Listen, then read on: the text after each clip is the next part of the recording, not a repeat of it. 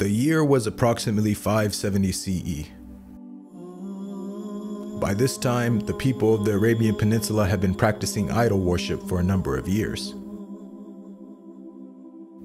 In fact, paganism had become an integral part of the people's livelihood, where various tribes would compete with one another to create unique idols in hopes that it would attract more tourists to the area and boost their economy.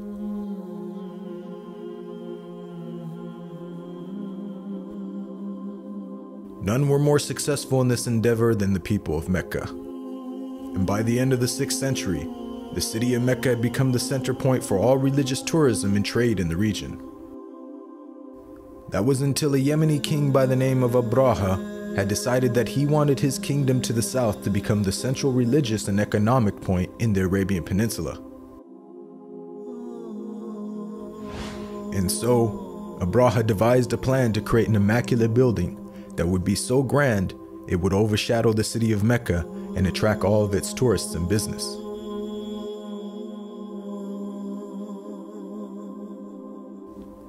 Of course, this news didn't sit well with many of the tribes in the region who held the city of Mecca in high regard. One night, a short while after the initial opening of Abraha's new building, a lone tribesman managed to sneak into the area undetected. He then proceeded to desecrate the whole building.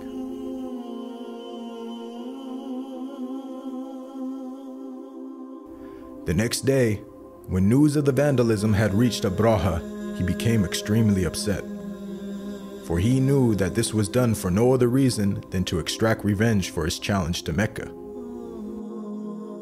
And so, Abraha gathered his troops and announced that he intended to go and destroy the sacred house in Mecca once and for all.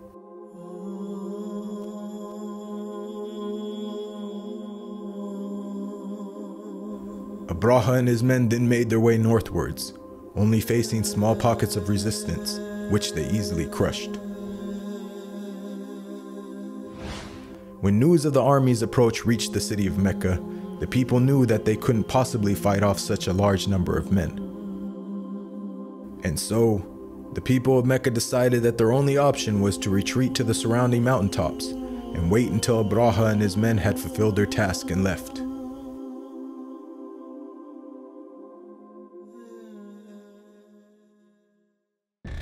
By the time the army had reached the outskirts of Mecca, the city was completely empty, and it seemed as if there was nothing that could stand between Abraha and the sacred house which he had come to destroy.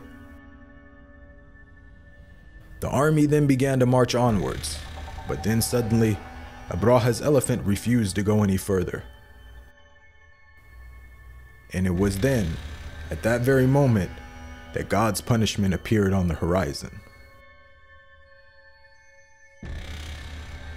One of the reasons why the people were so terrified of Abraha and his men was because they used to employ elephants in their army, which is considered one of the largest creatures in the animal kingdom.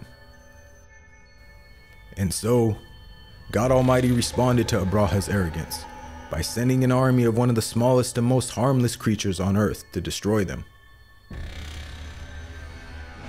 As the flock drew near, the birds then quickly began to descend, casting their stones on Abraha and their men with such speed and force that it said that most of the men were killed right on the spot.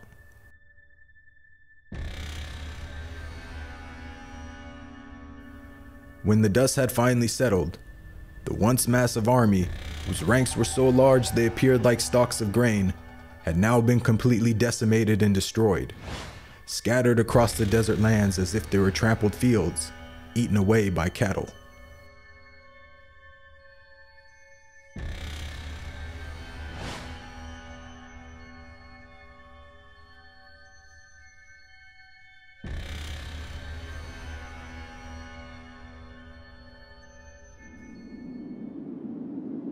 As all this was taking place, some distance away, far upon the mountaintops surrounding Mecca, the people of the city stood and watched in amazement as everything unfolded.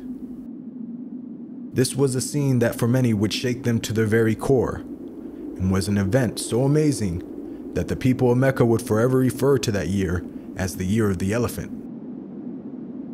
God Almighty would later address the people of Mecca in the Quran, saying, "Have you not seen how your Lord dealt with the people of the elephant? Did he not throw their plot completely off course, and then sent upon them an army of birds, striking them with stones made of clay, thus leaving them as if they were nothing more than fields devoured by prey?